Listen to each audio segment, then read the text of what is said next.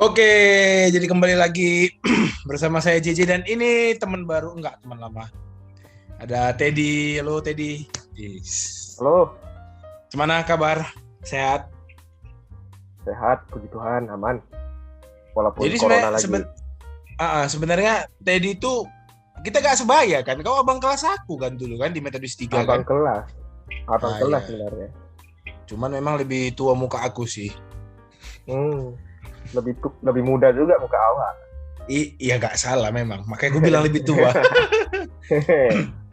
Oke, jadi di kali ini aku mau bahas, aku mau ngobrol-ngobrol aja sih sama teman-teman yang dari luar negeri. Nah ini salah satunya Teddy juga di luar negeri, ya kan Dad? Kau di mana? Iya, Zimbabwe aku. Di gym, waduh betul. Enggak, di Jepang, di Jepang. Di Jepang ya, di mana ya? Di Marineford, Onigashima, Jepang, Wano Kuni. di mana? Konohagakure kayaknya. Oh Konohagakure ya, tetangga kita Di di rupanya. di Aku di Suna ya. di di Nagoya, Oh di kota Nagoya. Nagoya, di Nagoya. Itu Nagoya dekat mana? Kalaupun ku bilang dekat mana, emang tahu aku di Medan kok. Nagoya itu di prefektur Aichi. Kira-kira kalau untuk kota Nagoya itu kota terbesar nomor 4 di Jepang. Jadi paling besar itu kalau diurutkan 3 besar itu yang biasa orang tahu kan Tokyo, Osaka, Kyoto. Jadi nomor 4 itu Nagoya. Yang ketiga apa? Ketiga Osaka atau Kyoto, lupa. Oh, gitu ya. Oke. Jadi Teddy ini di Jepang ya. Kegiatan sekarang apa, Ted? Kuliah, kerja? Belajar sambil part time sekarang. Part time. Kalau nggak salah aku, kau itu kan apa ya? Kayak chef gitu ya? Amin, 1 tahun lagi tamat. Sekarang ya sedang berjuang supaya bisa jadi chef. 1 tahun lagi tamat college-nya. Oh, jadi di sana kuliah di mana? Kuliahnya, nama sekolahnya? Iya. Nama sekolahnya, wah bingung nanti dikira wibu nih. Kalau nama sekolahnya lengkapnya Toyohashi Soriseka Semongakko. Jadi dia kayak Toyohashi itu nama tempatnya gitu. Soriseka Semongakko itu memasak dan baking, college untuk memasak dan baking gitu. Oh, memasak dan untuk pastry gitulah ya, bakingnya. Pastry gitu buat kue. Oke, berarti semua bisa dong. Berarti chef, all chef gitu ya, gak misalnya cuman pastry chef ataupun yang main course doang gitu, nggak gitu ya? Enggak, kalau aku soal pastry sendiri nggak jadi main gitu, jadi cuma sekedar tahu dikit gitu. Emang belajar utamanya tuh memasak untuk makanan. Nah, jadi memang aku tahunya si Teddy ini masak-masak gitu ya, karena dalam waktu dekat ini aku sering nanya gitu kan tentang pisau ya samamu ya. Pisau. Masalah pisau, apa chef knife. Jadi aku pun di Medan juga suka masak, cuman memang beda nasib aja. Aku tetap di dapur rumahku, dia dapurnya di Jepang.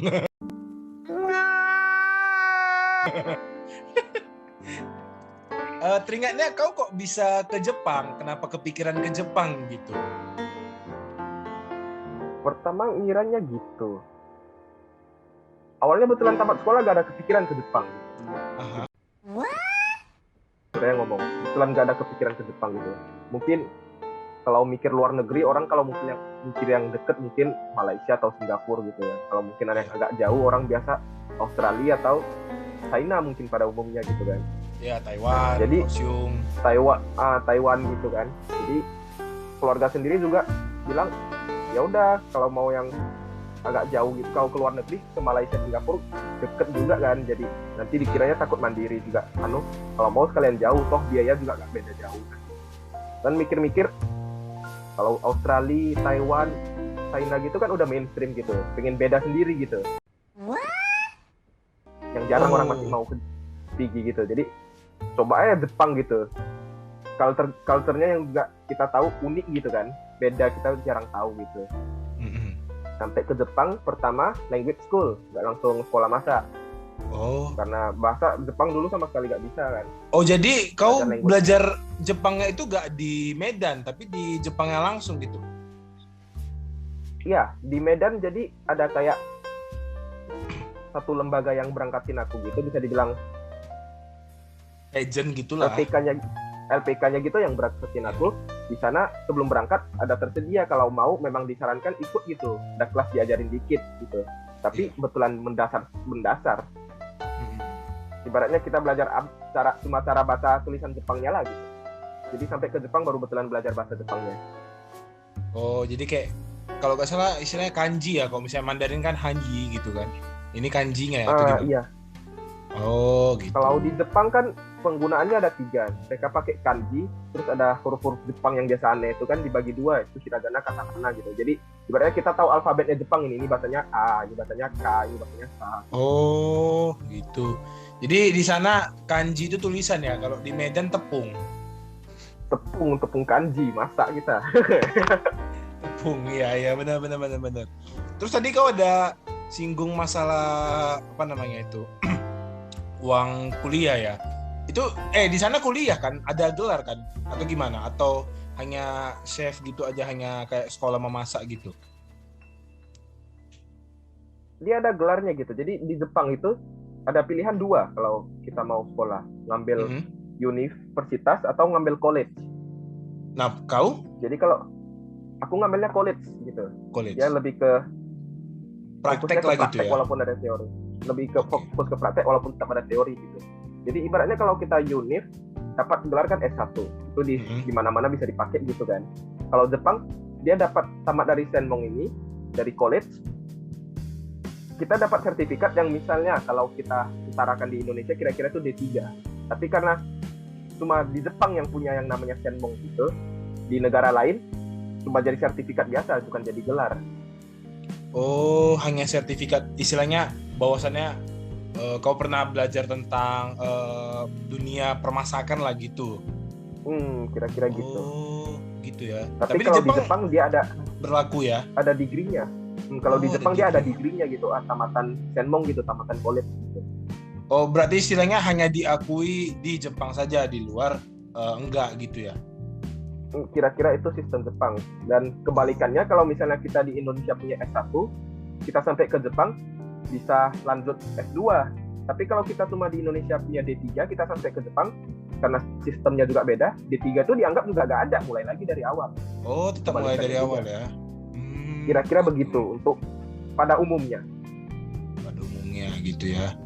Jadi kalau mau kuliah di Jepang, kalian dengar dulu sampai habis ini.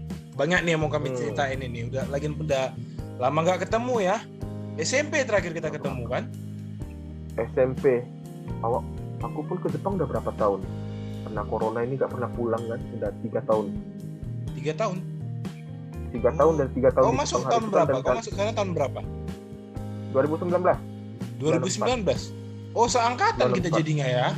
Kau ada nembak setahun ya berarti ya?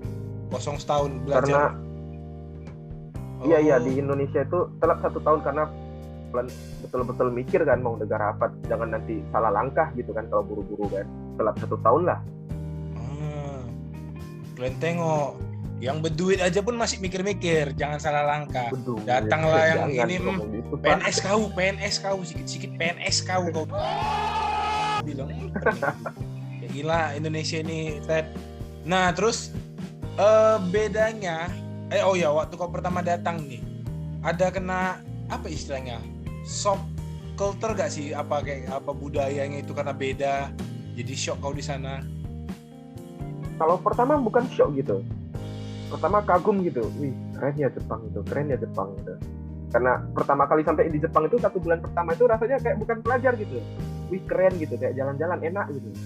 Oh, udah lewat 1 bulan, 2 bulan. 1 bulan, 2 bulan, pelan-pelan itu. Homesick, culture shock itu, wah, berat ya. Perbedaan yang paling yang paling nampak lagi, yang paling jelas kelihatan antara pendidikan di, gue salah bilang Indonesia, Medan lah, kita kan di Medan gitu kan. Di Medan sama di Nagoya.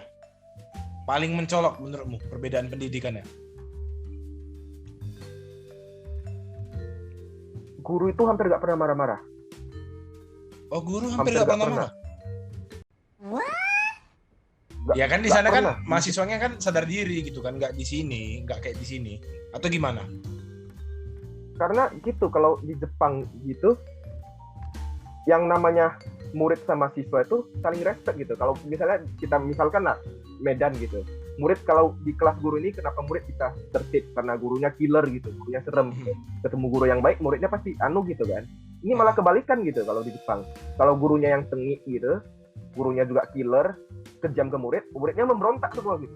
Menurut kebalikannya, guru ini baik sama kita mesti baik sama gurunya. Malah jadi kebaikannya nurut sama guru ini. Gurunya lagi gitu sih bakal tenang. Kalau itu salah satu paling mencolok. Itu paling mencolok ya. Mencolok. Terus kedua, iya, oke.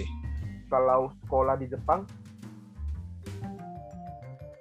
murid lebih bisa dibilang derajatnya lebih di atas guru gitu. Jadi guru itu takut sama murid. Bukan murid kenapa? Sama guru. Murid itu juga mungkin perbedaan budaya gitu. Kalau di sini kan murid yang takut guru, di sana guru yang takut murid. Gitu ya. Dan kebalikannya, murid respect sama guru. Oh. Gitu. Aku gak kebayang gitu kalau seandainya budaya di sana itu dibawa ke Indonesia gitu. Guru yang takut sama murid. Pasti muridnya ada entah cemana-mana lah, pasti dibilang aku yang bayar kalian lah. Mama aku yang menggaji kalian. Pasti gitu tuh. Pasti gitu. Karena bahkan tidak seperti itu aja ada yang begitu ya kan. Bukan seuzon, fakta. Tapi ada buktinya gitu. Memang sering kejadian dan diberitakan gitu kan. Gitu ya. Dan guru sama murid itu di Jepang bisa sangat-sangat dekat gitu, kayak teman, betulan. Tapi betulan murid dan guru itu betulan tahu tempat gitu. Jadi kalau lagi belajar gitu, betulan gak ada yang bercanda, diam gitu. Tapi begitu lagi waktu rehat, waktu istirahat, bisa murid sama guru itu kejar-kejaran, saling gelitik gitu bisa. Itu wajar gitu. Seakrab itu begitu, ya, cuman istilahnya ada waktunya serius, ada waktunya main-main gitu ya. Jadi begitu itu gelitik-gelitikan nih. Kering, bunyi bel gitu masuk kelas. Langsung selesai main-mainnya, masuk kelas itu. Diam gitu, langsung gak lanjut bercanda. Di situ kau pasti terkejut ya, karena yang ku tahu kau tiap bel istirahat dulu mau tiba-tiba telat. Kok misalnya gurunya itu kayak malesin gitu, kayak agama atau apa, tiba-tiba telat. Aku udah nengok gitu, asal lewat, ngapain disentrap kawan ini. Bukan telat gitu. Itu sebenarnya kalau orang jarang tahu, aku punya sindrom unik gitu, langka penyakitnya gitu. Jadi kalau ada guru nggak asik, suka mules perut gitu mau ke toilet. Ya alasan yang lumayan, nanti aku bagikan ke grup gurunya Metodis 3 ya. Jangan. Ampun. Iya. Di Jepang ada nggak sih dosennya yang kayak gini? Jam 8 masuk, jam 7.55 baru dia ngabari, "Dek, saya nggak bisa masuk, ada urusan." Ada nggak sih makhluk hidup kayak gitu di sana? Kalau di sini betulan nggak ada gitu, karena yang kayak aku cerita tadi kan, dosen sama murid tuh saling menghargai gitu. Jadi kalau kita mikir guru nanti repot, guru juga mikir gitu nanti ke murid gitu, ke mahasiswa. Nanti mereka kalau repot gimana gitu, udah capek di sekolah gitu. Ya, gitu. Ini jadi teruntuk dosen-dosen yang jam 8 masuk 7.55 baru ngabari kalian nggak datang. Bagus, ku bawa aja lah training camp kalian ke Jepang sana. Ini ada kawan aku di sana, nanti biar dia lah yang bawa sama guru-guru di Jepang sana ya kan. Jadi kayak misalnya gitu, pengalaman sendiri gitu di college kan. Pernah ada sekali, sebenarnya bukan dosen gitu. Jadi di hari itu pagi-paginya yang namanya bencana gak ada yang tahu gitu kan. Jadi di TV itu ramalan cuaca ada topan gitu, tapi topannya mengarah ke laut, ke samudra gitu. Tahu-taunya tengah malam belok gitu. Belok. Jadi udah bangun itu aku pagi-pagi kan, di sekolah nih. Nengok HP, ada email. Kan biasa kan. Orang Indonesia mana peduli email. Apa paling ini gitu kan. Di sana lebih penting email ya? Email pemakaiannya wajar gitu. Info-info apa gitu sering dari email gitu kan. Jadi udah duduk nih di kereta ini kan. Waduh, kereta telat ini. Udah ada topan gitu. Baru buka HP gitu. Email apa ini? Hari ini gak ada sekolah gitu. Karena ada topan gitu, banyak yang datang. Tapi bukan salah awak gitu. Sedangkan diberitahu itu jam 3 pagi. Jadi bayangkan gitu, gurunya jam 3 pagi rapat semua, putusin hari ini gak ada sekolah. Jam 3 pagi itu langsung email ke semua murid. Mungkin karena kaunya yang kurang aware aja, itulah masih shock gitu ya dengan budaya di sana gitu. Tapi keren loh. Kelasnya Kalau jam kau bilang 10. jam 3 pagi rapat, Tanggung jawab itu juga satu. Tanggung Terus jawab. kedua, pernah ada kejadian paginya kelasnya kayak biasa gitu deh. Terus namanya ya Jepang, Indonesia mirip-mirip lah. Gurunya gak mungkin sama semua kan, dosen apa sih yang khusus ini, khusus itu gitu kan. Iya. Jadi ada satu guru tiba-tiba gak enak badan gitu. Gak enak badan, gak bisa masuk. Padahal tinggal 30 menit. Itu juga gak jadi, bukannya diputuskan gak ada kelas, enggak gitu. Karena murid udah duduk semua, udah ngumpul, udah ready semua murid, dicari solusi gitu. Gak kelas ini pun yang penting harus tetap ada kelas gitu, karena murid udah kumpul. Oh, istilahnya dulu kita apa ya? Infal kelas. Infal. Cuman belajar, bukan kayak cuman gurunya Belajar. mengawasi kita di dalam aja gitu ya. Makanya infal di Medan kan, infal gitu kan. Main ular tangga nih, ini Main Jepang ular tangga. ganti guru, infal, hore, loh kok belajar gitu kan, Lo kok belajar? belajar. Beda kali ya gitu. Itu tuh pasti terkejut kali. Aku udah kebayang lo kok belajar, datang datang kayak guru atau dosennya gitu udah bawa buku ya, buka halaman sekian gitu-gitu ya di sana ya. Kan itu pertama dibilang gitu, dikasih tahu hari ini guru ini lagi sakit gitu, jadi ada guru pengganti. Di kelas sendiri gitu kan, yes. Diliatin loh, orang Jepang kok diam semua, tenang gitu. Kok sok keren, pura-pura gak gembira gitu, mikir kan, lah belajar toh. Ya. Prank. Aduh. Jadi untuk istilahnya kau apalah bilangnya, menyesuaikan diri di sana itu kira-kira berapa lama gitu baru istilahnya udahlah udah lumayan klop lah ini gitu, atau mungkin udah klop gitu. Pada umumnya 6 bulan orang rata-rata, setengah tahun. 6 bulan ya.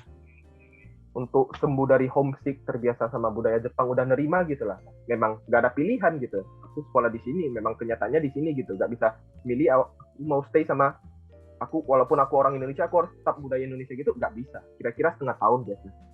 4 bulan sampai 6 bulan. 4 bulan sampai 6 bulan gitu ya. Oh iya. Umumnya.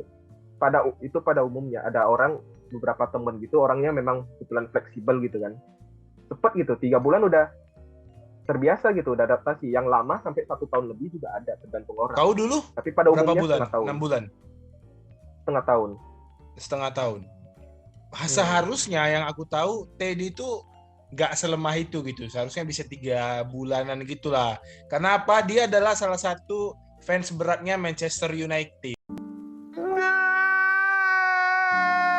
Kita tahu fans MU itu mentalnya kuat-kuat gitu ya. Jadi sama aku juga fans MU.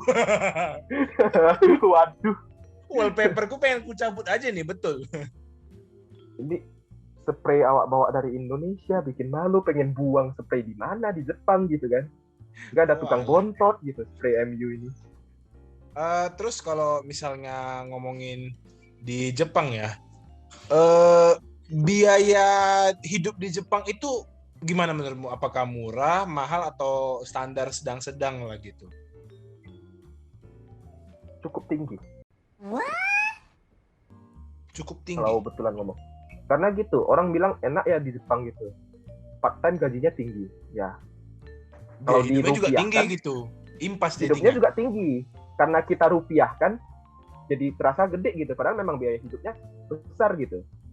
Kayak misalnya part time, rata-rata part time 1 jam itu 100.000 lebih. 100.000 lebih 1 jam? 1 jam. Jadi kalau untuk pelajar itu diizinkan kerja 1 minggu itu 28 jam, nggak boleh lebih. Nggak boleh lebih 28 jam. 28 jam. Kita anggap aja lah 100.000 kan, J. 28 jam. 2,8 juga seminggu. 2,8 juta 1 bulan, 10 juta. Kerja part time. Part time loh. Part time ya, 10 juta sebulan.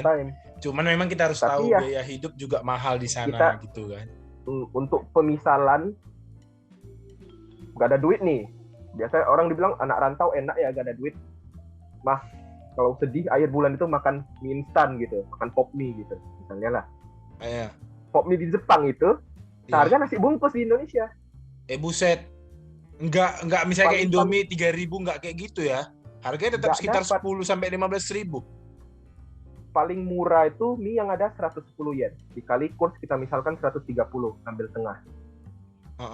110 kali 130, kira-kira 15 ribuan. Iya, 14.000 sekian lah gitu ya, 15.000 lah. Wih, paling murah. Paling murah ya, hanya pop mie gitu ya. Pemisalan. Itu tapi yang murah ya ituannya, mie-nya gitu.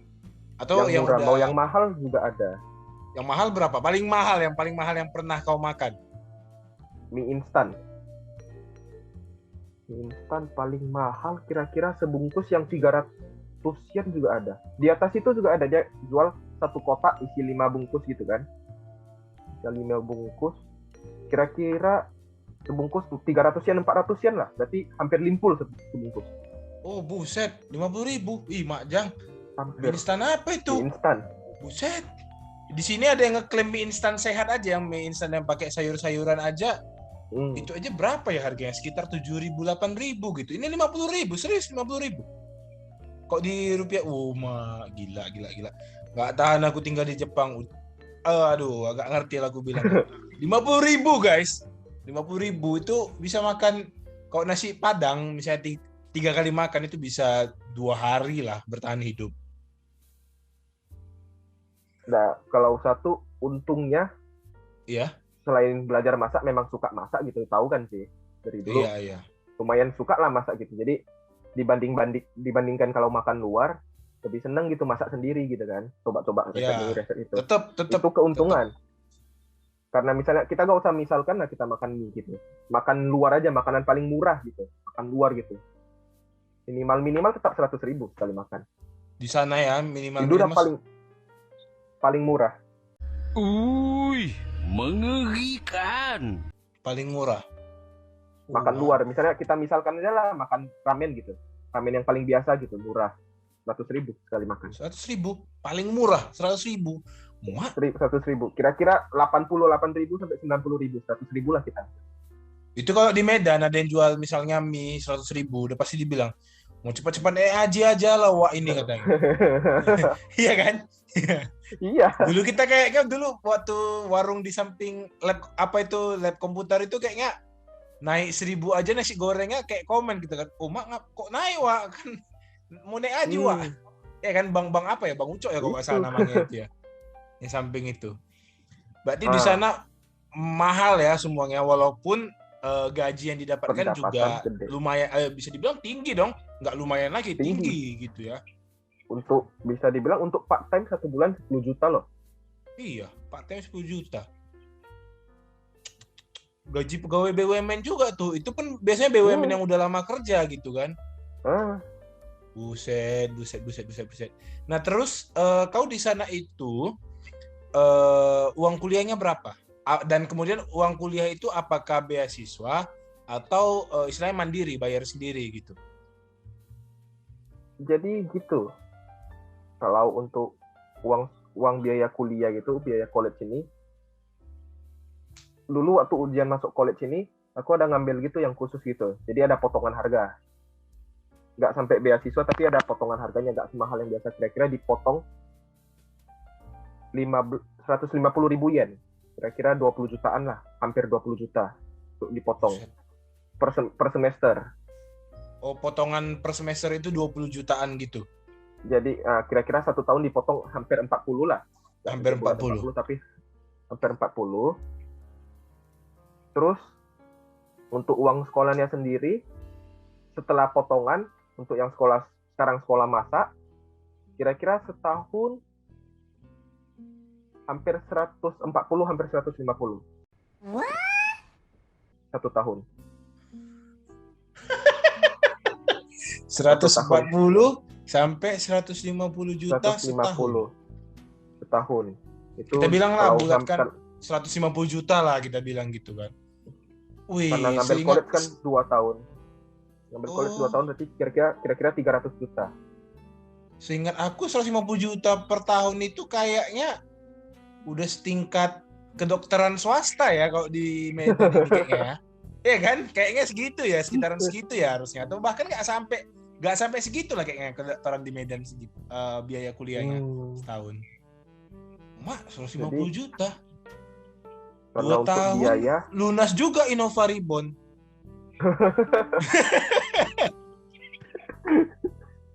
jadi Iya kan, kalau ya untuk Mak? soal uang sekolah, ya memang dari orang tua udah ngomong gitu. Namanya Iya. kalau yang untuk belanja aneh-aneh itu suka mula gitu kan. Itu dari duitmu sendiri gitu. Itu kan untuk kau Oh. yang mau. Tapi karena pendidikan itu tanggung jawab orang tua yang bayar. Tapi kan sendiri juga merasa gitu. Ya tentunya untuk uang sekolah ini punya Kude, karena sekolah masak ya kita tahu sekolah masak tetap lebih mahal dibanding sekolah biasa. Iya. Jadi memang ada sedikit lebih mahal, dan sendiri juga nyadar gitu yang pengen sekolah masak ini sendiri gitu tanpa paksaan. Jadi mandiri secara sendiri, keinginan sendiri tanpa terpaksa, walaupun nggak banyak. Misalnya gitu, tagihan masuk gitu, satu semester kan kita anggap 150 juta. Semester genap nih 775 juta gitu kan. Nggak bulat-bulat 75, nggak bulat-bulat sih minta 75 juta dari orang tua. Kan ada part time juga dikit, ada nabung. Ya kira-kira 15 sampai 25 juta bayar sendiri, minta dari orang tua 50. Oh, Kira-kira gitu begitu. ya. Nah, gitu Yang berduit aja sadar diri gitu. Kalian udah Jangan miskin. gitu. Iya enggak? Biar tahu orang ini. Yang berduit saja sadar diri. Kalian udah miskin, ya, orang tua kalian payah-payah, kalian malam-malam pergi ke sana, pergi ke sini, makan sana, makan sini, bercewek, pantai. Kuliah kalian siapkan. Gak apa-apa, nasihatin aja yang di Medan ini, karena kan beda. Udah pasti sekarang aku yakin pemikiran kau udah pasti beda lah mindsetnya dengan Indonesia. Dari cara kau ngomong aja udah beda dari yang waktu kita dulu kenal, waktu jumpa tatap muka gitu kan. Jauh lah perbedaannya. Kemudian menurutmu sistem pembelajaran di sana itu gimana? Plus minusnya gitu. Plusnya gimana? Minusnya gimana? Kalau plusnya gitu, sebenarnya kalau plus minus lebih ke sistem belajar di Jepang itu kira-kira satu gitu. Kalau kau memang fokus, kau mau belajar pasti bisa. Plus minusnya di sana gitu. Jadi kalau plusnya, walaupun nggak bisa gitu, tapi kita mau belajar gitu, mau berusaha, itu dibantuin sama guru, dicariin solusi gitu. Bahkan sampai udah, misalnya aku gitu college gitu kan, udah selesai gitu. Ini cara motongnya, cara masak ini nggak ngerti gitu. Gurunya rela gitu, udah selesai jam mengajar, berjam-jam gitu ngajarin kita, nerangin ke kita, praktek bareng lagi mau. Oh, pokoknya sampai itu bisa, istilahnya nggak bisa jangan pulang kau, itulah istilah kasarnya gitu ya. Sampai bisa, yang penting mau gitu. Gurunya bersedia gitu, sama sekali nggak merasa terganggu apa, kita nanya terus, makin kita tanya makin seneng gitu. Kadang guru kan banyak kali tanya kau gitu, nantilah besok gitu. Makin kita tanya sampai gurunya nggak tahu gitu, pertanyaan ini aku pun nggak tahu jawabannya, seneng gurunya gitu. Bagus, murid itu harus aktif gitu. Besar rasa itunya, seneng. Jadi di sana mau ngomong kasarnya mau sebodoh apapun, yang penting mau, bisa, pasti bisa. Dan minusnya juga di sana. Begitu murid itu memang sendirinya nggak mau, ya udah gurunya juga nggak maksa. Ya udah biarin gitu. aja kau situ, kau pun nggak mau gitu ya.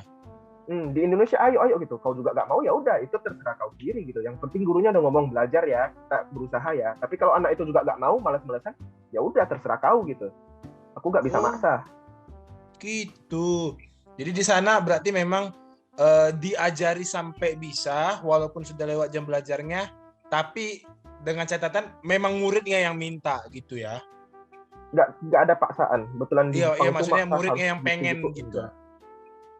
Oh, mantap.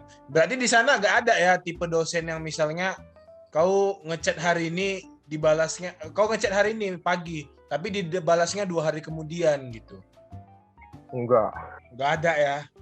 Enggak. Karena di Medan ada yang separah itu, sesombong itu, sesibuk itu. Sakit kali kepala gue nih orang kayak gitu, sumpah aku. Walaupun, dan gurunya itu gitu, pengalaman sendiri gitu, hari itu pernah nanya gitu kan, Pak ini nggak ngerti gitu, katanya kalau masak kayak gitu hasilnya bisa gitu, alasannya tolong dijelasin dong gitu. Gurunya bilang, bentar, ini panjang ceritanya gitu, aku bakal research dulu. Jadi itu makan waktu gitu kan, makan waktu kira-kira 1-2 hari gitu, baru dia nyari awak lagi gitu kan. Jadi ini udah ketemu alasannya gitu, dijelasin gitu. Oh. Aku riset gitu. Dan gurunya minta maaf gitu, sorry sih gitu. Karena aku bukan cuma guru di sekolah ini, aku juga ada kerja punya restoran sendiri kan gitu. Jadi chef di restoran sendiri dan juga jadi guru untuk ngajarin murid. Jadi waktunya agak itu. Minta maaf gitu guru. Sorry jadi kelamaan gitu. Kira-kira sampai segitu guru di Jepang. Oh, so itu bukan dia memberitahu, bukan menurut pendapat dia gitu, tapi memang udah research dulu gitu, riset dulu semuanya ya, nggak hanya berpendapat kayak gitu. Di Jepang itu misalnya gurunya tahu dikit gitu, tapi dia nggak yakin, bagusan jangan ngomong dulu, bagusan dipastiin dulu sama dia. Gitu ya, maksudnya kalau yang dia tahu itu nanggung, bagus gak usah dikasih tahu dulu, takutnya orang itu sesat gitu ya. Tetap riset dulu, ada landasan dasarnya, baru dibicarakan gitu ya. Oh di Medan sikit kali yang dia tahu, tapi macam semua lah dia ketahui tentang rahasia dunia ini. Heran kali aku, capek kali aku Ted. Ih pening. Ya Medan. Aku kalau mau bilang Indonesia ada yang ngebelain ya kan, ada juga kota pelajar di Medan Indonesia, kan, nggak bisa. Kampung kita kan. Bagus kampung kita sendiri kita roasting lah istilahnya. Terus kau di sana ada berapa lama jadi wibu? Oh. Wibu. Sebenarnya wibu dari Indonesia udah wibu. Anjing. Cuman kau tahu lah J gitu. Wibu di Indonesia kan jadi bahan olokan. Oh di sana bahan pujian. Wajar di sini itu suka anime itu hal wajar. Itu orang hal wajar. Oh sampai kakek-kakek nenek-nenek juga baca anime di Jepang. Hal wajar. Memang Indonesia aja yang sok-sok benar gitu ya. Kok misalnya ada yang nengok anime wibu gitu. Wibu gitu. Serius. Kalau di Jepang tuh biasa gitu. Malah kalau yang satu ini nggak suka anime, aneh gitu loh. Kenapa nggak suka anime? Anime itu kan seru gitu. Oh iya benar gitu kan. Apalagi kan dari sana sumbernya anime kan, yang di Jepang kan. Terus apalagi ya? Di sana kau berkomunikasi itu berarti full Jepang. Sulit nggak sih menurut kau? Awalnya pasti sulit sih. Ya pasti. Karena betulan bahasa yang kita betulan nggak pernah dengar gitu kan. Tapi kalau belajar bahasa yang aku sadari satu J. Kalau memang sendiri nerima gitu, belajarnya tanpa terpaksa, cepat nangkapnya. Cepat nangkapnya. Cepat. Tapi kalau misalnya sendiri gini, memang anak Chinese gitu, tapi memang nggak suka Mandarin dari dulu gitu. Belajar Mandarin memang nggak pandai-pandai awak. Mandarin. Oh iya. Mungkin lebih pintar Mandarin kau J daripada awak gitu, karena merasa terpaksa agak susah gitu. Ya aku pun terpaksa juga karena mendiang opungku janjikan kalau memang Mandarin gitu kan nanti dibawa ke Cina. Lulus nih aku ujian HSK 3. Udah sah berarti kan memang pandai Mandarin gitu kan. Opungku meninggal.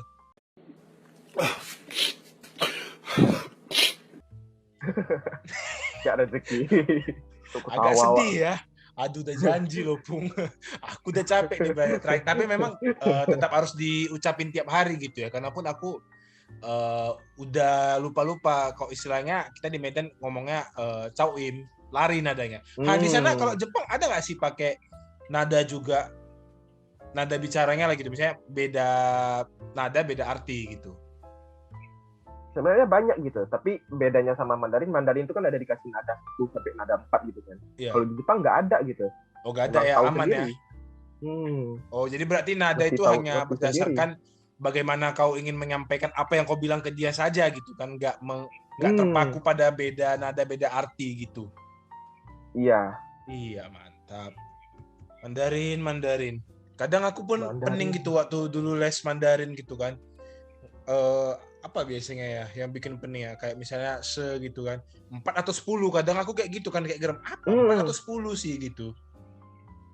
Iya Jepang juga ada gitu ya, tapi ngerti sendiri lah gitu, mirip Hokkien juga lah beratnya gitu kan. Iya. Jadi udah ketemu sama Oda Sensei, udah kau tanya apa isi One Piece sebenarnya? Awak bingung gitu, awak nanya gitu, kok gak tamat-tamat One Piece gitu. Suka awak lah, komik awak lah deh. Oh, keras dia orangnya ya, memang ngajak berantem modelnya ya. Marah dia. Tapi awak udah capek gitu. Gak siap-siap ya. Akajaya ada lawan Kaido tapi kok gak mati-mati gitu ya kan. Nah itulah. Dan si S padahal udah jadi donat gitu. Ya, sudah jadi donat. Aku tidak ada ikut-ikutan. Aku gak ikut-ikutan. Itu temen aku Nggak. urusan klien lah. Fan One Piece. Yang Kalau fans mau One Piece aman, nggak ngajak Aman. war. Suka Kalian bisa ngejek dia dengan cara juga. bilang dia fans MU gitu. Pemain mahal gak ada trofi. Ya aku juga tersindir dong. Tersindir kena. Aduh, selalu bikin jantungan kalau main. Apa lagi ya? Tadi proses di sana kalau apa tadi setingkat D3 ya? Gelarnya tadi ya kau bilang ya. Itu berapa tahun Kira-kira. lama belajarnya? 2 tahun. 2 tahun? 2 tahun karena college, terhitung college. Oh, loh, kau kan udah tahun ketiga ini kau bilang. Belum tamat juga? Karena aku ngambil language school tuh 2 tahun sih. Jadi Oh, sekolah bahasa karena dulu 2 tahun. untuk sekolah bahasamu dulu kau perkokoh dulu, barulah kau itu. Oh, berarti tahun depan lah ya seharusnya kau sesuai jadwal kau lulus ya. Sesuai jadwal. Lulus loh. Kau lulus kau kabarin aja, terbang aku ke Jepang biar tahu Amin. Amin. Nah, ini mungkin pertanyaan yang cukup rumit, tapi ini teman-teman harus dengar baik-baik ya, harus dengar baik-baik. Nah, kau cara dapat kuliah di sana itu gimana? Misalnya daftarnya gimana, dapat info terupdate-nya gimana? Nah, gitu. Apakah misalnya udah ada teman duluan nih di sana jadinya kau nanya sama dia atau dari Instagram mungkin?